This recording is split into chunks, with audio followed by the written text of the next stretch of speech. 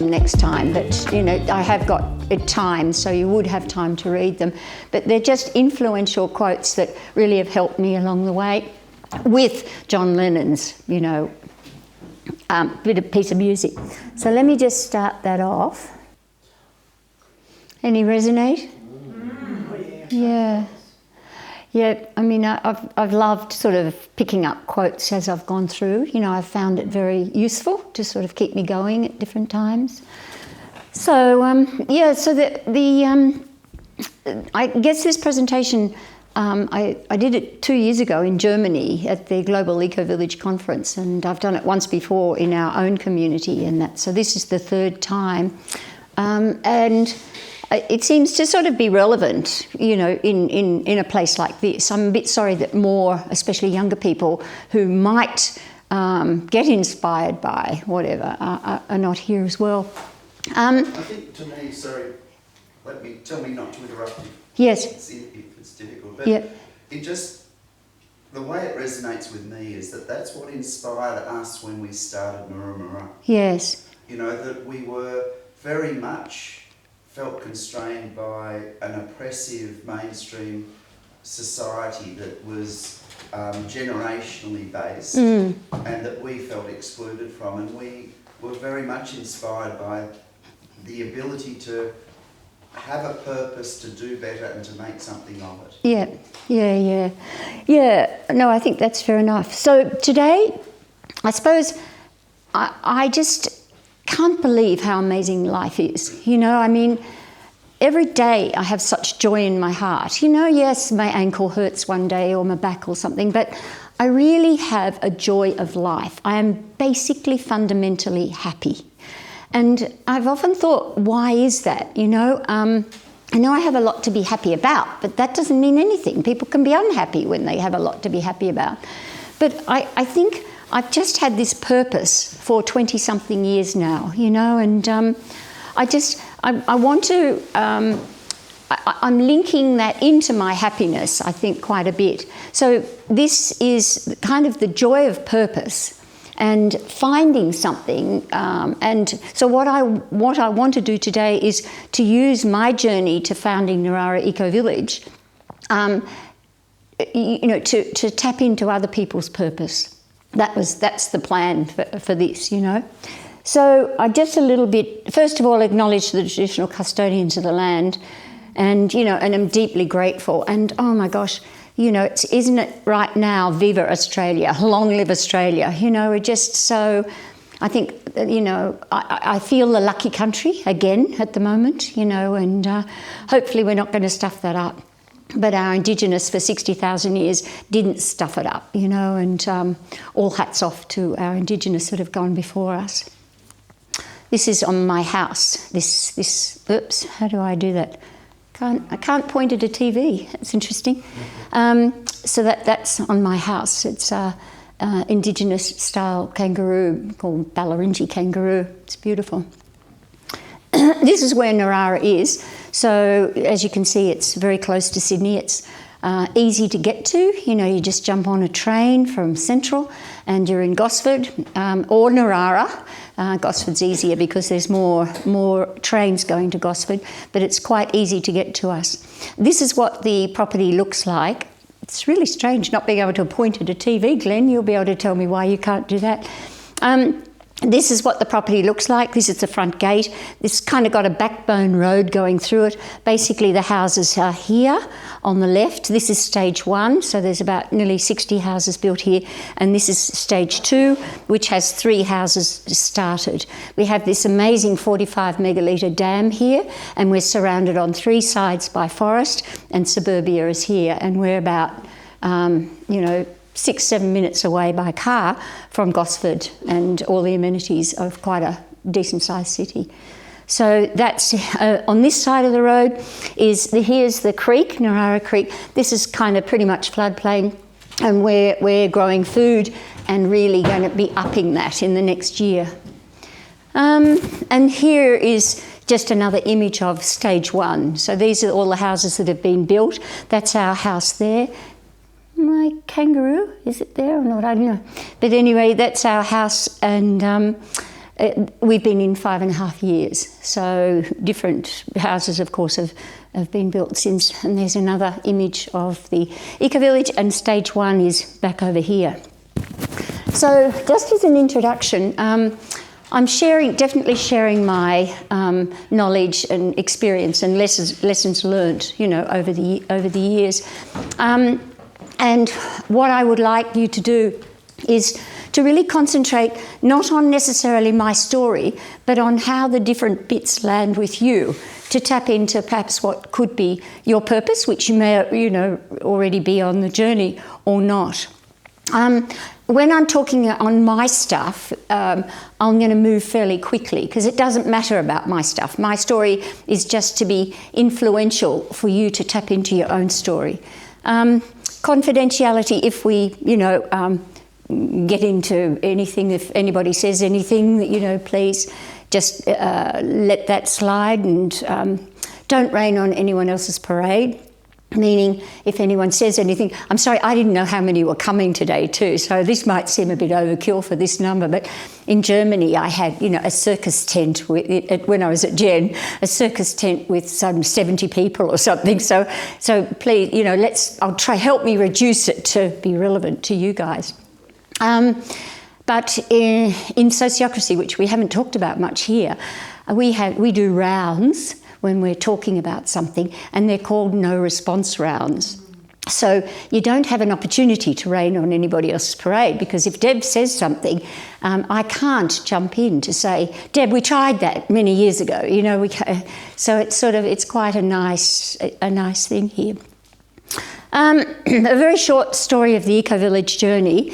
In 1996 and 1999 is when kind of the dream was born. So it was a dream from a long time ago. And at that stage, my kids were 21, 18 and 13. And I kind of, whenever we're in discussions like this morning, I want to interject the whole time, because I'm not too worried about the vision for the future and Narara, because I didn't have any vision until I was 48. I couldn't do it. I was mortgage to pay, 3 kids to bring up. And so it wasn't until I was 48. So now in the village, we've got quite a number of people who are getting late 40s into their early 50s. They'll be ready to do that. I have great faith in them, That's the next generation. So we older people just have to hang on to things, keep the wheels turning, for another 4 or 5, whatever the number of years is. And then those people, like my daughter and her cohort, will have the energy to just say, this is where we're going with Narara Ecovillage now. I want to back that up. Thank you. I'm 42. Yep. And I've been really purpose-driven my whole life. Yep. And last night I got to the point of I think I'm actually about to turn 43. I think it's not until I'm 44 Yep. that I'll have, some real clarity of drive around my vision again. It's true. I'll just focus on, what I need for the next year and month. Yeah, no, relax and enjoy that, too. So I think it works okay. I'm going to keep moving because I'll always, I'll want to get to the end. And because, it's not this workshop I first did at Narara in a whole day. We walked in the forest at lunchtime, and so I'm sort of a bit anxious. I had to have some rescue remedy before I came here because I wasn't sure of my timing, so I'll just keep it going. And then at the end, if you're right, then I'll get you to reflect on whatever. Is that okay to do that, Thanks. So the dream was released, and this was my kid's age. 2001, we had I thought that Dave and I would be king and queen of this village. We had the money, and we sold our property in Cooma, but we invested with a friend that I've known since I was 14, and he had an investment company, and we just needed to park our money with him for a year or two while we were sort of in Sydney. Anyway, he did fraud, and we lost the lot. And so it was pretty major and a lot of money.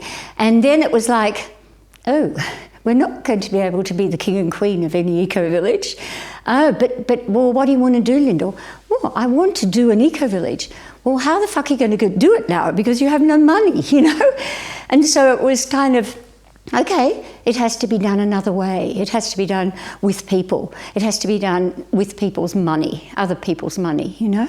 So it was quite a big thing, that financial setback. So we'd found some developers in Western Australia, loved them, Green Edge, two guys and their partners, really loved them. They had the vision, the same vision. So we worked with these developers, and they were going to find out the money. We found the property, Narara, you know where Narara is.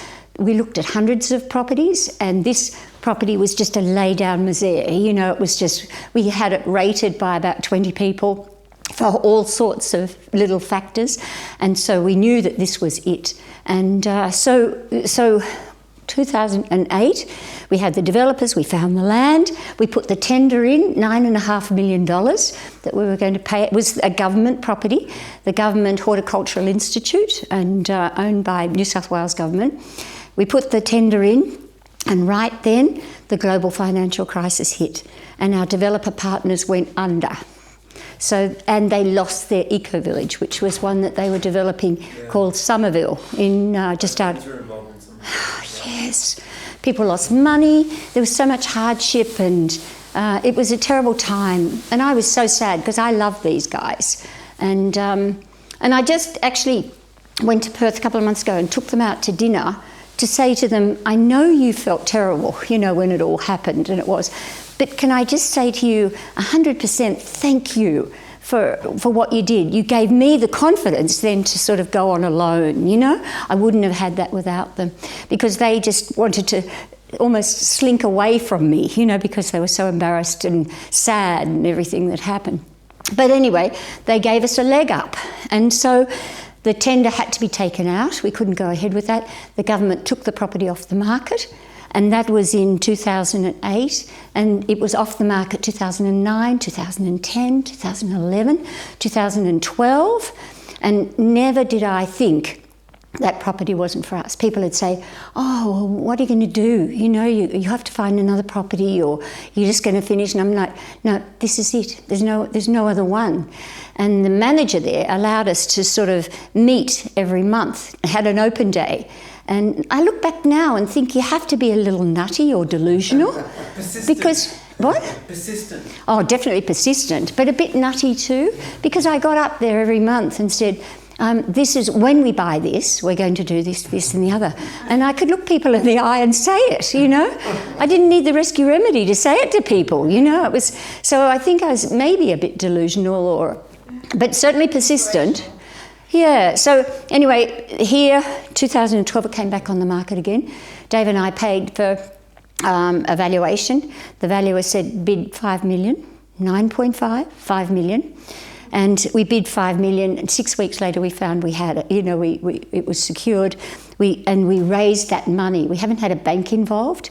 We raised the money because in those 4 years, what was kind of dead time was building up this database, building up the trust that maybe we could do it, you know, securing different people.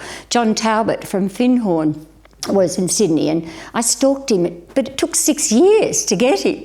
And so, you know, to help do the development and that. So the time is not wasted. It's just, to everything there's a time and purpose under heaven, and you can't rush things necessarily, you know.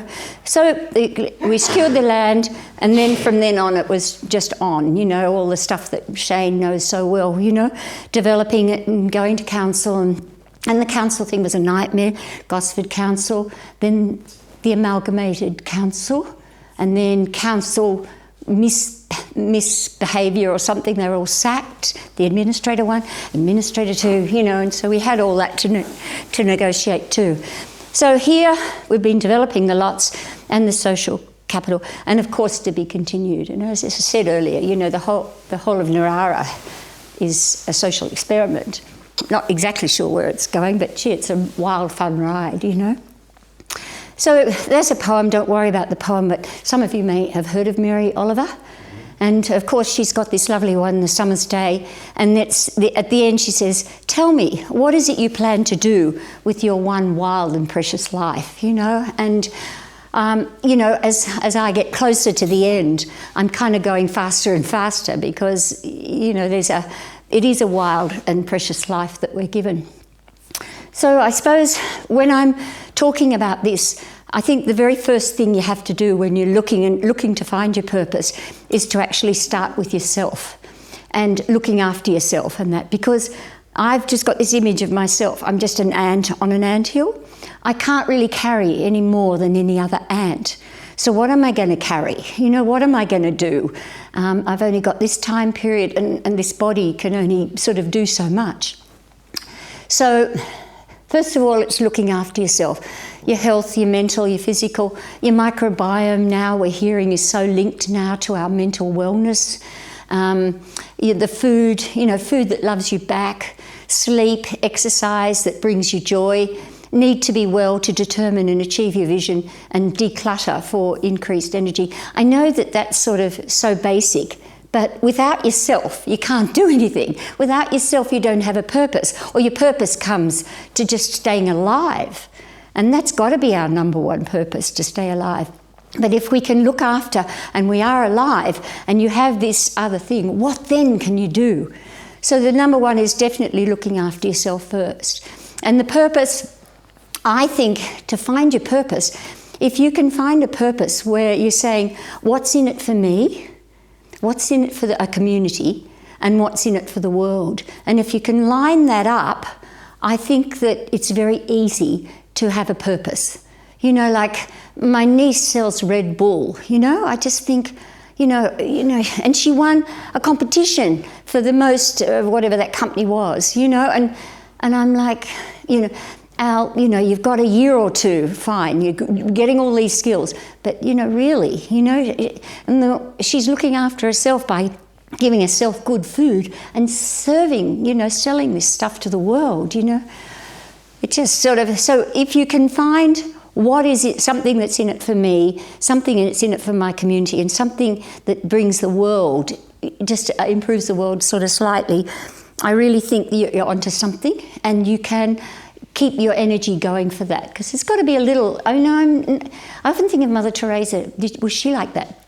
But maybe she was. Maybe we'll never know what was in it for her. She must have, but, maybe she's... She had a troubled world. Yes, she had a troubled world. And maybe she's an outlier. Maybe she didn't need anything in it for her.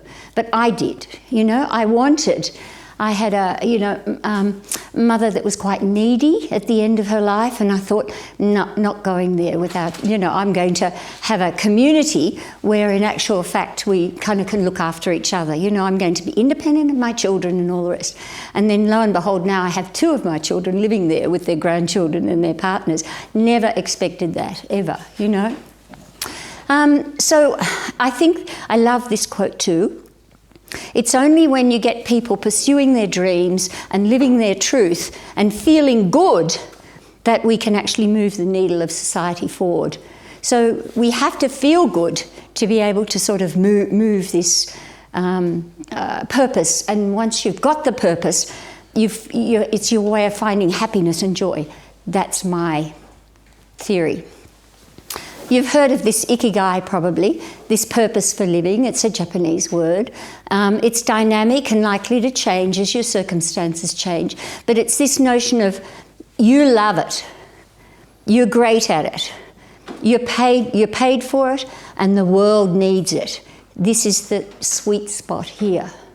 So most of those I had, but that's a nice little theory for balancing out those things to keep you happy so that you can move it forward. I think also in order to find this, you need to be sort of quite flexible about where you're going. And in my mind, I always had this, you're on a bus at the beginning and we're starting in Melbourne, picking people up, telling people what we're going to be doing all the way. We're in Sydney, perhaps we're a little north of Sydney now, and picking people up so they know the bus they're getting on, they know what's on the bus and all the rest. But there's absolute flexibility. I think I don't know whether our bus is going to the Cape or going to Darwin, And as long as I can feel that flexibility, I think the project, I won't fight for the project, or I won't be a founder that gets in the way, too much. If it starts to go back to Melbourne, or maybe even east or west, I'll fight for the project. And then I'll be that founder that's annoying, you know, for the sect leader that comes in or whatever it is that sort of changes that. But I think that you definitely have had to be very flexible and let a whole lot of things go for people to bring in their little dreams and sort of fill them in the gaps. Expectation, my daughter says this to me all the time, expectation is the diving board of disappointment, you know. So we can have certain expectations and goals and that, but then we have to let it go, you know, to be born and to grow the way that it needs to grow. I think it's terribly important to allow people to contribute and help to your dream. So I think it's really important to actually say it. You know, there was a time where, and you might relate to this too, a time when actually you had something you really wanted to achieve, but you didn't tell people because what if you didn't get it? You didn't want anybody to know. And so that works really against you, I think. So it's a matter of actually putting it out there right from the beginning. So my 50th birthday, we were moving from Cooma, where we were on a sheep farm, to live in Sydney and take the kids to Sydney. And I had 2 50th birthday parties, one in Cooma and then one in Sydney, where we were moving to. And both of them were like, it's my party, shut up and listen to me, you know. So I had a flip chart of, this is what I want to do, you know, and I had people, this James Brady, come up to me and say, in a million years, I'd never live in a place like you're describing, you know. So it was like, oh, okay. So, but it was out there. The dream was out there with 60 friends in Sydney and about 40 friends in Cooma, you know, and I had no idea, but it was flip chart. There was no PowerPoint in those days. It was, you know, cut out Women's Weekly images of children playing and community and all the rest. I've still got it. When I look at it, I think, oh God, you know, it looks so primitive now. So I think then once it's out there, you'll have the odd person come up to you and say, oh, I know somebody that could do that, you know, or could I just talk to you about that? And so I would say, yes, let's have a coffee. And I would always pay for the coffee, you know, just so that I felt it. I felt that money going out of my wallet, and it gave a gratitude, you know, to that person for even coming to me, and I think it makes a difference, you know, or I'd make them something, make a chai for them or some soup or whatever. So I think establishing and broadcasting an aim helps people to contribute. And the aim thing is really important, I think, to get, or the kind of the aim, it might not be called an aim in that day, but the picture of the dream is important that you spread that out, because there's this wonderful saying, some people aim at nothing and hit it with remarkable accuracy. and I always loved that one. So you do have to, you know, put it out there in some form. Now we talk about our aim and our vision and all that sort of thing too. Our original aim was we will research, design and build a stylish, intergenerational, friendly demonstration village near the coast and not too far from Sydney, blending the principles of sustainability, good health, business, caring and other options that may evolve for our well-being. So this last was a catch-all because we didn't know, you know, what way. I've been pulled up on this word a number of times, stylish. You know, that people all go and they'll say, Lyndall, do you think this is stylish enough? You know? And maybe I should have put beauty, because I really value beauty as well as sustenance and that too. So maybe I would have changed that. Now we have another aim that was generated about 3 years ago by a really good 6-month process of consulting different people, making sure everybody contributed to it, and even our children contributed to it badly.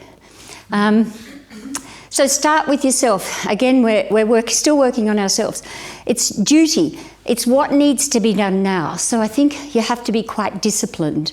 What is the most important job to be done today? You know, and contacting, I think it was 100 developers, was not a very great day. Would I have preferred to go to the movies? Yes, but it's like that discipline thing, and I think I am quite disciplined. So it's what is the important thing. The important thing might be to cook someone a dinner, you know. We had this, when we were setting up the co-op, we had to do it very quickly, and there was a lawyer in the city and who had done that, and I said to the others, let's ask her for dinner, you know. And so the important thing that day was to make apple crumble, roast lamb, pumpkins, potato, have lots of red wine and everything, and then we plied her with it all that night, and she actually helped us. So that, you know, it depends what the most important thing was, but the important thing was that if we were going to win this property, we had to get a co-op set up in 6 weeks. And so we did it because we just, you know, so it's an interesting thing. So, pardon? That took 8 months. To set the co-op up. Okay. Yeah, because you can't pass the hat around. You know, you end up in jail. We could only get promises when the land came back onto the market. So in order to get the money in, you know, so that we could pay the deposit and then pay the thing, we had to set it up. Yeah, no, I think we were quite lucky. That's Queensland, right? No, New South Wales. Okay, yeah, no, it was quite amazing. So, but here you have to do your duty too. So, you know, do I leave my job? The stress of no money coming in, you know, how can I do that? And so now you might only have for a while to work on your project. You might only have weekends and after work. But once you have your dream and this aim and this thing, it's really energizing. You know, it's like, oh my God, I've got to go to work for these 8 hours. There's no way, you know, I'll get home and just be exhausted, zonk out in front of the TV. Not true. You get home and you have so much energy. You could work till midnight, you know. So this is don't leave your job. Don't do that. You know, if you can't.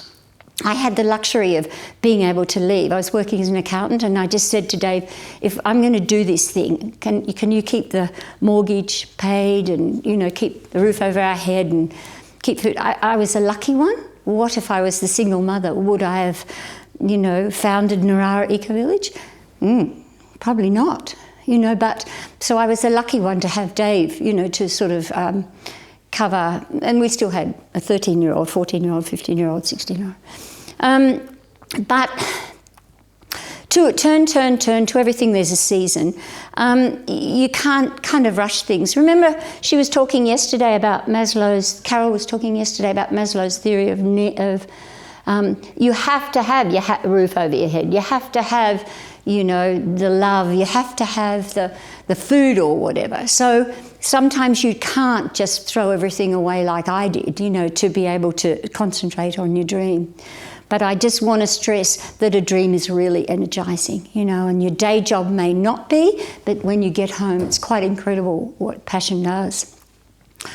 I think nurturing yourself too is really important. You know, what can you do that give you bits? I lived in Camaray, and nearby we had the Cremorne Orpheum Theatre. If anyone's ever been there, you know, they have a great program of movies. And so I'd have it on my desk, a printout. I'd print it out, you know, and I'd have it there. And then I'd just see, oh, there's this movie on at 3:10 p.m, you know. I could leave at 3 if I went by myself. I could watch the movie and I could be back at the desk, you know, by about 5. And so if you find these little things of joy just to keep you going, I still would have a massage and, you know, a walk in nature. We had nice nature around. You've got to do what you need to do to nurture yourself, because it's a long time to get a dream going, possibly. I think also, you know, you think about yoga and think about prayer and think about spirit. You know, I was brought up a Catholic, but certainly not going to church or anything much now. But I would have things that I would say to myself, you know. And again, don't concentrate on what I said to myself, but what do you say to yourself, you know, to sort of boost you or to tap into this higher power that certainly I found useful. If it's for our highest good and greatest joy, let it move forward easily. You know, maybe may my mind be filled with tolerance and peace, blah, blah. And I'd write a question and surrender it and go to sleep. You know, like, who's going to be the developer? You know, where are we going to get this money from? And I'd just like park it, you know, on yellow sticky, and then just let it release it and go to sleep. And then let my subconscious and the higher power kind of work on that. And it sounds a bit esoteric, but I think it's useful, and I think it's helpful. I had cards too, these Brahma Kumari cards. They're wonderful. I didn't bring a packet with me, but there's some Brahma Kumari, and in Germany I took one to keep, but I can't buy them at the moment, so I don't know where they are. But I definitely, I was consulting a community, which I don't normally do, but they had a great conflict up there, and they wanted me to mediate, and I said, I can't do that, that's not my skill at all. But I'm happy to come up and tell the story of how I was paid, a bit for this eco-village journey, because we didn't have any cash flow at the beginning. And so I went up there and I was like, okay, be serious, put on your accountant's hat, do the, this is what you're going to say and do. And then I pulled the card in the morning, thinking it would be integrity, strength, something. And it was cheerfulness. And I'm going, cheerfulness? This is ridiculous, But I changed the whole way. I walked in lighter to that community, and I made them laugh at, self-depreciating jokes and things. And I changed the whole thing because of a freaking card, and it was great, it was so much better. They were relaxed, it was lighter at the end of it and that. So, don't discount these other things, because somehow you pick one out. Why is it that one? It's, anyway. So I think this idea of soul and fun to keep you going is really important. And so whatever that means for you, but it's soulful things and fun things that actually keep you going. I won't do this yet because I'll hold it till the end and then we can just stop, when this presentation finishes. I'd be more relaxed with that. Is that okay? Otherwise I might have to stop and do some more rescue remedy or something halfway. So why then do we want the purpose? Why do you want to have the purpose? There's a place in Vermont where Marg, my daughter, was married and to Matt. They're living in the village now and had 2 kids, so we were going there a lot. It's called the Toto Institute. And they say we're going to live about 30,000 days. And it's kind of a nice notion, even though it might be more and it might be less for all of us, we don't know. So it's about 82.2 years. So this is the date, 30,000, and I've lived this many days. So I've got this left number of days divided by the year. I have 6.3 years left, And so what? Well, 6.3, that doesn't sound too bad, although you might think so. But then I said, I've been saying, I just love autumn. I so love autumn. And then I went, holy shit, I've only got 6 more autumns, Or if you're a skier, 6 more ski seasons. And so that gives you like a little bit of a sense of why, why don't we want to be filled with joy over these years, over these 30,000 days? And if purpose increases your joy, then it's so important to find purpose. Because if you don't find purpose, then I translate that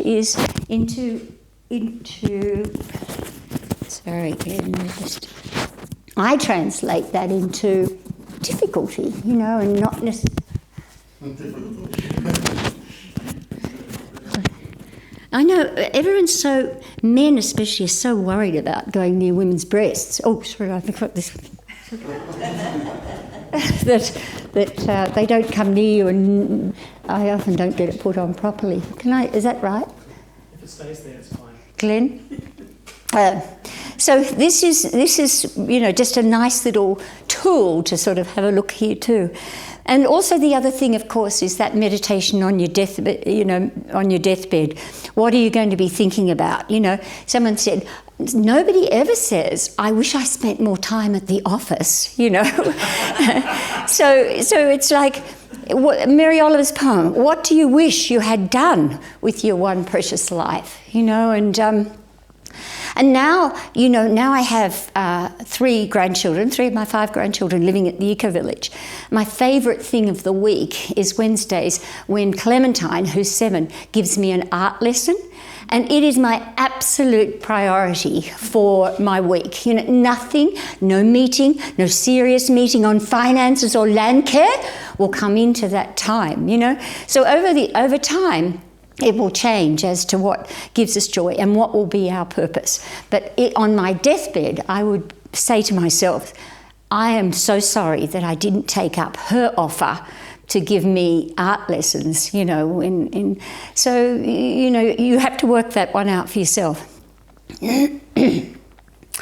So dreaming and visiting and imaging, you just need to start things off. Your mind will go forward and you'll be thinking of this, that and the other. But in actual fact, you just need to take that first step and see where it lands, because you can't work things out in your head. It has to be life has to be lived, and so yes, you're going to go down a dead end for sure. So many of them. So, back up. But that was an influential dead end. It showed you where not to go. And I say that perhaps in another slide, so I'll leave that for now. But you must continue on. And not to imagine that in the wildest dreams you're not going to be able to do this, Just move on things. So what then sustains you as you're moving on things? Well, certainly music for me, and this, nothing's going to stop us now.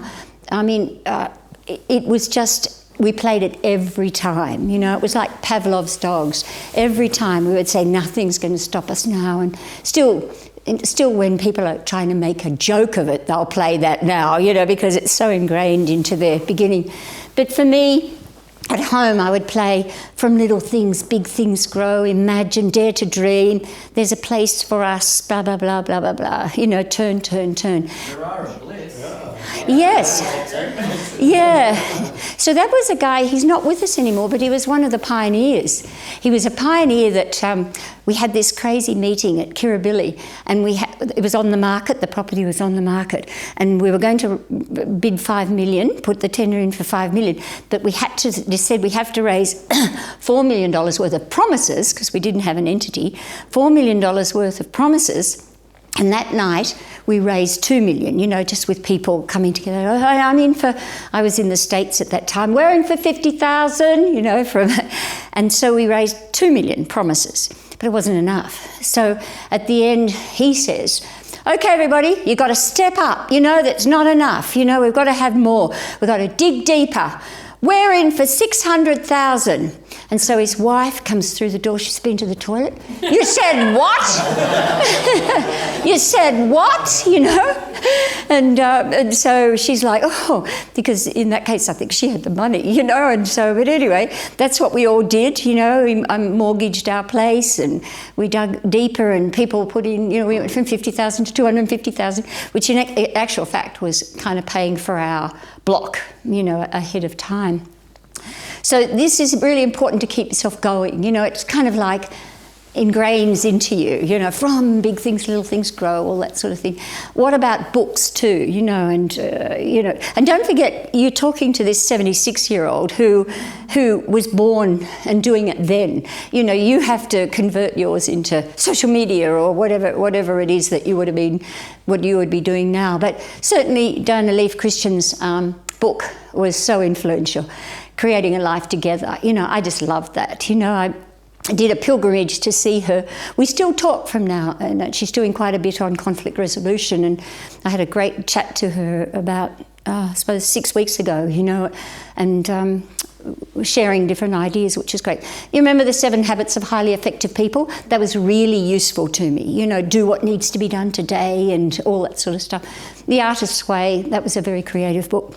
Anyway, it doesn't matter what mine are, you can think about your influencing ones, but certainly the 7 highly effective, habits was definitely, what's important, but not urgent. Do those things. They're almost preventative things. So I found that book seminal, really. I've thrown out a lot of books, not Steve Covey's.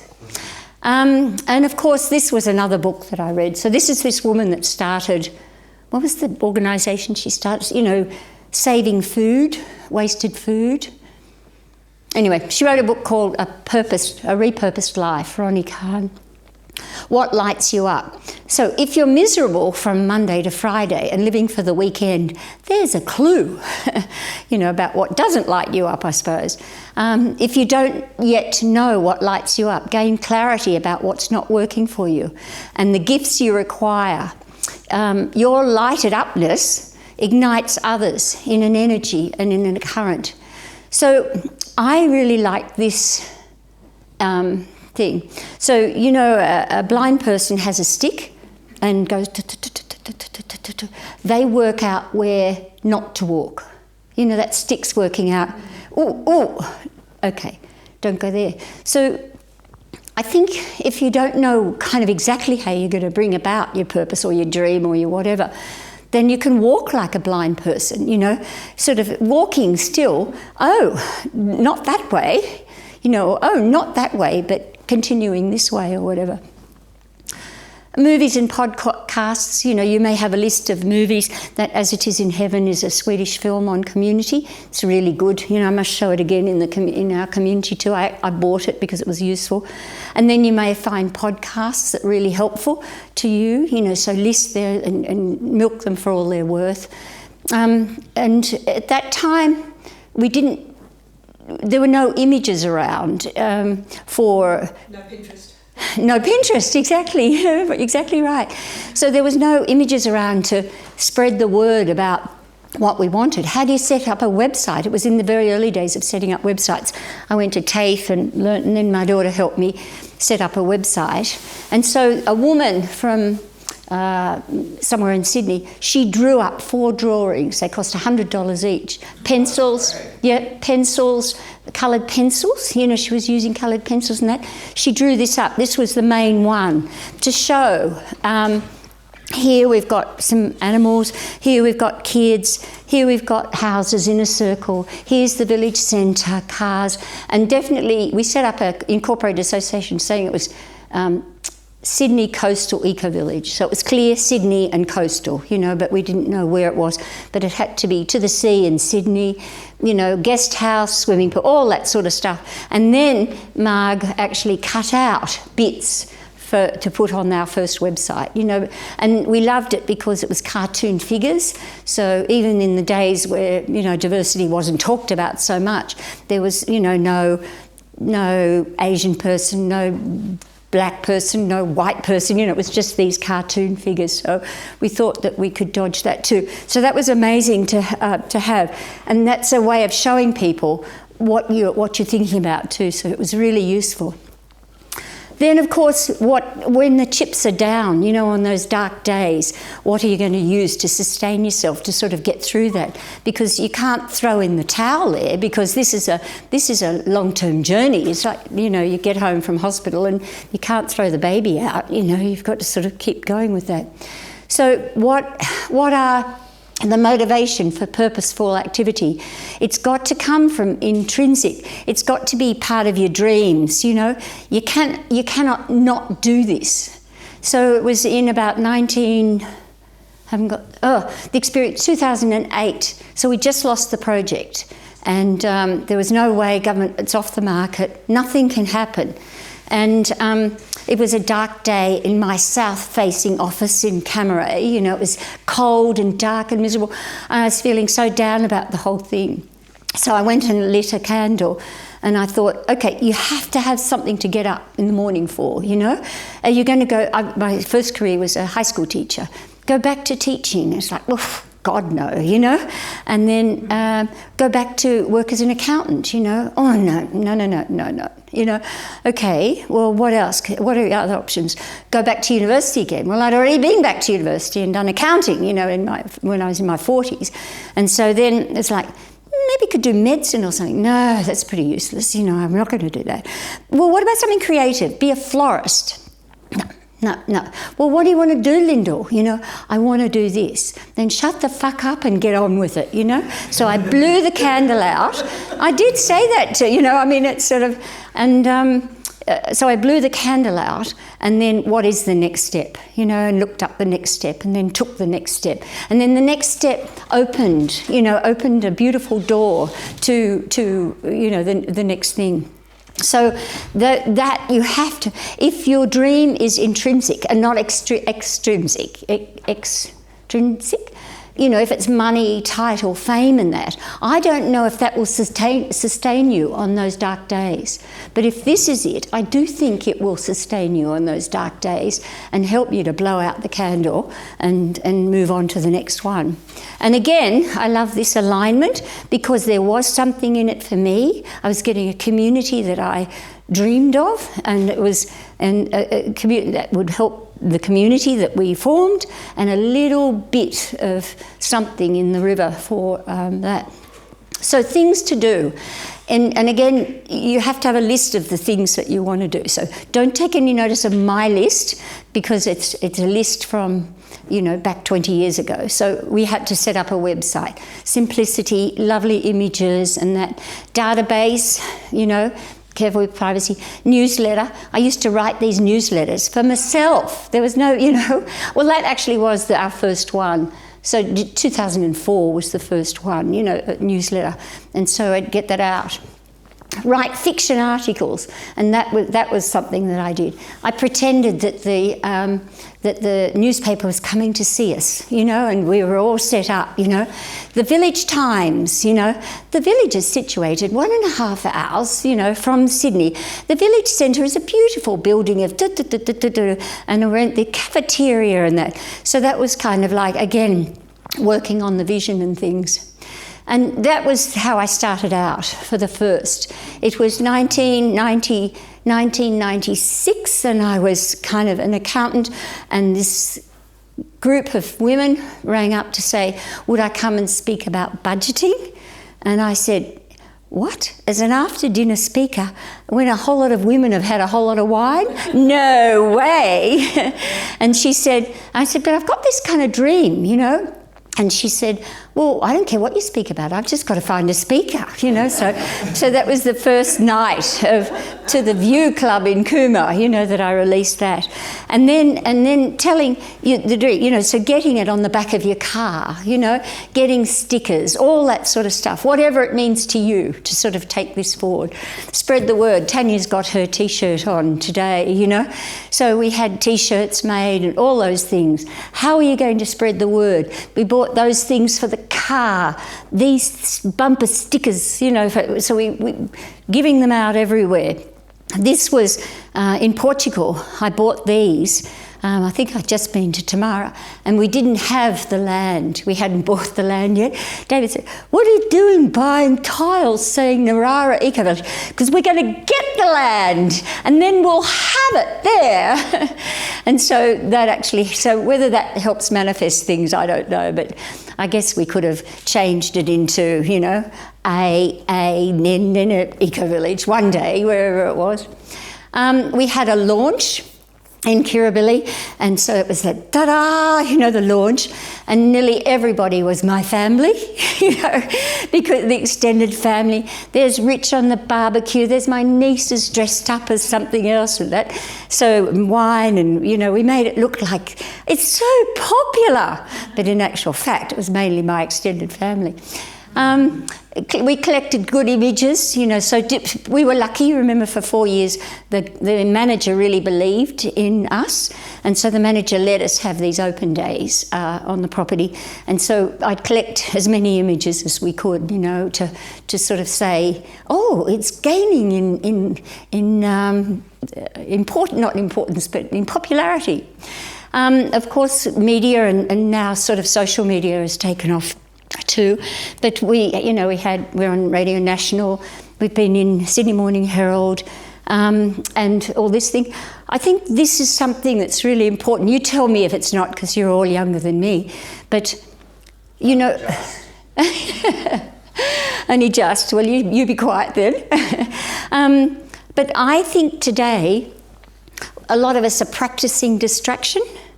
You know, like, so I was tweeting in the very beginning, you know, and doing blogs and things, and Facebook, but I've just got rid of that because I was just practicing distraction all the time, you know, not practicing concentration. So it's a matter of how are you going to use social media, because you have to and you want to, without getting into that.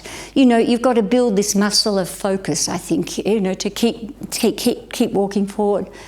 Of course, we did business cards. I've still got cards. I still like to have cards, and that may be completely irrelevant now with QR codes and all that sort of stuff. Don't tell Glenn. I don't know why. It happens.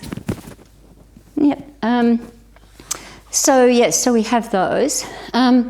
We attended festivals. Oh, that was so soul-destroying. I can't tell you. One festival I went to in not too far, nobody else would come, so I went, took my tent, you know, and set up sort of this stall, and then we had little flyers taken, and I'd hand out the flyer, and then I'd watch her go over and put it in the bin. So then I'm like over in the bin getting them all out, you know, to give out again, to watch it go into that bin.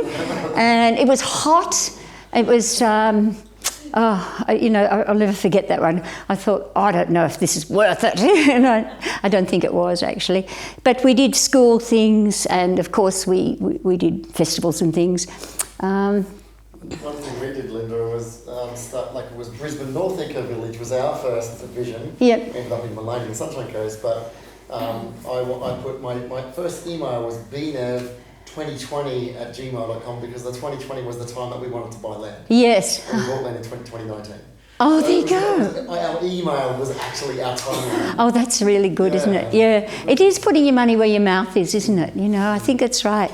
And talk about it. I think it helped me being an extrovert. I don't know. You know, I'd have to talk to an introvert about that. But I didn't mind, you know, keeping talking about this thing. So you're doing all this stuff before you'd even bought it? Is this what you... Yes. Yeah, we were, even before we bought it. Talk about it, because we no bank would come near us. 24 of us gave our tax returns for the last four years or whatever, and the bank didn't come good. So we had no bank, and we had the first three people on the board was myself, Stu King, who was a banker lawyer, you know, a senior banker lawyer, and then John Talbot.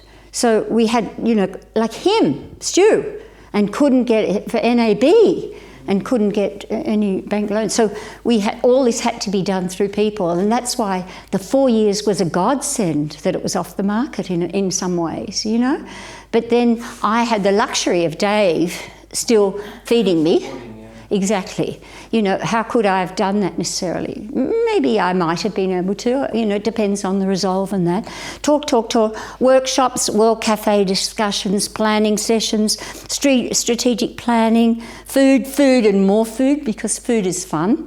You know, really, nearly everything I try and do with food. This was, of course, we had lots of potluck dinners and that. Listen to wisdom and advice. You know, one woman said to me, she was from the farm, this eco-village in the States, and she said, Lyndall, know when to put on your suit and know when to put on your love beads, you know? And I thought that was great too. So, you know, often if I'm meeting somebody, I try sometimes to look like an accountant, you know? And then sometimes to sort of look... I went up to visit a council in Mayor by an eco-village. Yep. And I had my friends call me, make sure you wear a suit. They're all worried I'd Yes. up there in a tie-dye t-shirt. Yeah, exactly right, yeah. Well, I think that's exactly right. I was really grateful for that. I probably knew it, but I was never really a love bead person anyway. You know, it was sort of more my way was the other way anyway. And I love this in France. Somebody, I used to say to people, well, it's not such a big job. You can even eat an elephant if you do it a teaspoon at a time, you know. So then I was in France, going around looking at eco-villages and that, and I stopped at one, and I told her about, yep, we can do this, eat an elephant a teaspoon at a time. And the next morning she was out sort of saying goodbye to me, and she said, can I just give you a bit of advice? Keep it in the fridge And also, eat something else along the way, you know. And it was so she'd sort of taken that. So beautiful bits of advice and wisdom that I always wrote down and sort of kept, you know. The idea of standing on other people's shoulders, don't reinvent the wheel. This is Max Lindegger from Crystal Waters. And he was a great one for that, because Dave and I did the Ecovillage design course with him up there, and he was a great one. Don't reinvent the wheel, Lyndall. You know, stand on other people's shoulders. You haven't got time, you know. So that was very, very useful. And he's a great friend. His wife is a great friend of mine, John Moriarty. So, you know, he gives me little pearls and things too. He's a senior Indigenous man. And so, you know, a lot of little bits and pieces from everywhere, you know, that are very useful. Because Marg was living in the States and having babies, and that was going to the States every year, and because Rich was living in London and having a baby and things, that's our middle kid, we were going over there, which gave us access to Europe. So every time we went over there, we would go to as many eco-villages as we could around the world. And all we did was cherry pick. So in a way, that's kind of what I would like people to do with this presentation. Just cherry pick the bits that sound, you know. So, you know, we went to things like Damanhur, you know, in Italy. Wow, they've nailed the economics. You know, almost as soon as you get there, 50 euros, please. You know, I want to go into the temples of mankind, 50 euros, please. You know, so they nailed that. And as an accountant, I saw that as really important. You know, to nail. You're nowhere if you can't buy, you know, the land and that, and all these others as well. You know, they all had an influence. Pardon? That's a Currumbin on the left bottom there. Yes, I haven't been to Muramura before, but of course, Mark lives on the Central Coast, and he was involved in Muramura in the very early days, so he sort of would give us bits and pieces about there. But the most influential to me was Ecovillage of Ithaca in upstate New York, 6 hours away from Vermont. So every time I went to Vermont, I'd get in the car, drive over there. I also did the social dimension of ecovillages with Liz Walker from there. And for me, I could relate to that ecovillage. It was pretty mainstreamish, and that was me in a way. So, you know, that was one that I used a lot. Ithaca, in upstate New York. It gave me this love of co-housing. It was developed in 3 stages: 30 houses, common house, 30 houses, common house, 40 houses, common house. And I wanted to develop just that way, you know. But we bought this Gosford Horticultural Institute from the New South Wales government that had so much buildings on it, you know. They had sheds and garages and laboratories, greenhouses, office space for nearly 100 people there. So yes, it was amazing. 2 houses. So it was going to be different. This was a greenfield site. The Diana Leaf Christian talks a lot about in her book Ithaca, so that's a big part of that book. Of hers too? Creating a life together, yeah. Oh, okay, yeah. Yeah, maybe that's where I first heard of it, and then Marg sort of living in nearby. The other thing is that before we bought the land, it just happened that Marg and Matt, you know, my daughter, they were going for a hike. So I said, okay, I'm coming to, it's a pilgrimage, you know, and so it was like offering it up to the gods, you know, this really tough thing in the States, you know, where you're walking over that, and for me it was just exhausting, but I just wanted it to be a pilgrimage to the gods to help us win this property, you know. We had a cross-stitch thing. This was really funny. You know, when I was 18 or 19, I started a cross-stitch, you know, little sewing thing. And when I started having children, I just wasn't going to finish it. So I chucked it in the bin. And it just was a farm. And little did I know that Marg pulled it out of the bin. And for my 60th birthday, she changed it into the village and put all people building a community. And I've never sort of laughed and cried in the same moment as I did in that. But it was, you know, she was doing that cross-stitch, you know, for the manifestation of it, sort of when she was in the States. And I think we're getting near the end now, but remember the pace of grace, you know. it's really important that you don't burn yourself out. You know, sometimes at our eco-village, I hear some people saying, "Oh, we're all so burnt out," you know, and I just say to this person, "Look, I'm sorry, I'm not burnt out." You know, burnt out means I'm sick of the lot of you. You know, I don't want to ever see you again. I've never felt like that for a moment. Some nights, of course, I'm tired, but never ever burnt out. So you've got to remember this pace of grace. You know, like, you know, I don't know, for me, still do the art class, you know, with my granddaughter, still travel a bit, you know, to get the influence or something. But if you do burn yourself out, what use are you to the world, or what, you know, and it's not sustainable in any way at all. So it's really important to, you know, have fun and kind of be light and remember this pace of grace. I think as you're going forward, you know, you've got these little goals. I've got to get the land, and I've got to do this, and I've got to do that, and they're really important. I've got to ring this person, that sort of thing. But also what's needed in the future, you know, so we might just keep a little bit going with the Global Ecovillage Network, you know, or we might, sociocracy was just, I'm amazed that I've been here and I haven't heard that word yet. You know, I'm not going to go into sociocracy now, but it definitely has helped us. And it just fell into my lap in something like 2006, I think, when this woman from America, you know, came and was giving something in Perth, and I just knew I had to go, you know. And so it's distributed leadership, you know. It was not, because I wouldn't have the energy to continue on. And anyway, that wouldn't have been healthy. So it was distributed leadership, and so many things. It's been great. So, you know, look into it. There may be other stuff too. It's just that it's never come to us. Somebody said, well, that mightn't be the best, but nothing else has come to us in all those years. Another whole system of governance I'm talking about, you know.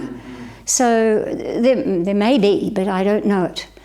And of course, this whole thing that I've talked about today is a very iterative process. Start with yourself. Well, there's things to do, you know, and you need to dream and envision, and things to do, and go back to start with yourself. You know, your health is just a never-ending thing. You know, someone was saying the other day, you know, she's in perimenopause and how much is going on. I said, this will never stop. You know, you are seeking good health all the time. You know, I'm thinking about the different ways our body ages and what needs to be done. It's never going to stop. So this is coming back, because if you don't look after this, then all this isn't going to happen, you know. And so the whole thing is quite iterative. You know, it's like throw this a bit of a bone, then throw this a bit of a bone, and then this, and then having the wisdom to sort of work out, well, what needs to be done first. And also surround yourself with people who support and not laugh or discourage you. You know, needless to say, I've never spoken to James Brady since the night that he said he would never ever, you know, live in a place like this. There's not much point, you know. And so, you know, just really, you know, head towards those friends that are positive. And those ones that you don't, you know, like it might be a sister or a brother, and of course you don't want to ruin that relationship. So you may have to talk quite sternly to them, you know. Look, that's your opinion, you know, keep that to yourself. When you're with me, you know, let's just talk about other things. And I've had to do that a couple of times in COVID. You know, my sisters were vaccinated and I was choosing not to get vaccinated, and they were like, no, can't possibly see you, you know, can't do this, can't do this. I don't know, but we can still have phone calls. And I mean, I've never told them this, so if you meet my sisters, never tell them this, but I actually had a list by the phone when we'd have phone calls. They're twins, so they're 4 years younger than me. Of what I would talk about, you know, because they'd bring the conversation around, you know, so you're still not getting vaccinated. And then I'd be like, how'd Brian's horse go on Saturday? You know, because you're like, and then he'd be like, oh, well, it lost again, you know, something. And then I'd have, you know, and what about James? You know, did he get that job? You know, and I actually had it written down there because that was going to pull me down, you know, with the with, and so that was the same on the eco-village journey too. You know, so have these little things that you know, it changed the conversation, because it's not, you don't want it, you know, in your life and that. Practitioners, you know, I use practitioners. In the darkest days, you know, when I didn't know we'd lost all this money and that sort of thing, I was wondering what, you know, this woman helped me through. She was a chiropractor, but she did special appointments, you know, and she'd lie me down and do muscle testing and all this sort of. And so one day I said to her, I don't know what to do about this project, you know. And she was like, and then she said, wrote it down here. She said, say this after me. My strength in the group is my ability to communicate my love of it. I went, holy shit, is that all I have to do? Just like, you know, she took I had to be a planner, I had to be an engineer, I had to be a lawyer, I had to be a developer. And I love this project. You know, Lyndall, are you speaking today? Yes. Hello, everybody. I love this project. You know, and it was just quite amazing. So, practitioners, therapists, massage, self-care, and somebody said to me, "Do community on the way to community." You know, I was in the back room of our flat in Sydney, facing south cold. And then it was like, do community on the way to community. So that was a big thing too. Kathy Kelly, our accountant, who was my boss when I was working as an accountant, she was, I said to her, you know, somebody, if stage 2 is successful, and this is successful, these other developers that went under suggested that I should get something, you know, like an energy exchange thing. So it was put in very early that if it was successful, I would get a block, because there was no money for years, you know, no cash flow or anything like that. And so I said that to her, you know, thinking she'd say, oh, come back and see me, you know, in 5 years' time. But she didn't. She took me seriously. So this is right at the very beginning, when I had no idea that it would be. And so she said, no, you've got to set up a company and you've got to start accumulating losses, because if you get that block, it'll come to you as income in 1 year. And I'm like, oh, don't be silly. I'm just joking. You know, like I didn't even have the faith in myself to think that it might happen. And she just forced me to set up this, you know, $2 company.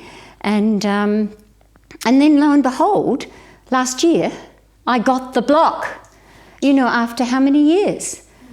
20 years or something, you know, of being on the job. So, you know, like I just take my hat off to her. She thought, maybe she can do this, you know, and I, you know, more than I had faith in myself. I think this feminist masculine thing is really important. You know, men and women are better together, you know. And again, you know, I'm not sort of talking diversity in that too. That's a bit of my age and, you know, where I've been, I suppose, in life. But I've never really got into that real feminist thing. You know, Dave and I are better together. And so be careful of that, I think. And having coffee meetings with people. So, yeah, I mean, this was from at Narara, and we had the whole day, you know, to do this workshop. Think about two people. Firstly, a person you know who's going to support you, and secondly, a person you know who's going to rain on your parade, you know. And you can just get the different energies of going to have a coffee with this one or going to have a coffee with that one, you know. It's like, nah, unless you have to, you know, just stick with these people if you can. Along the way, leave no stone unturned, you know.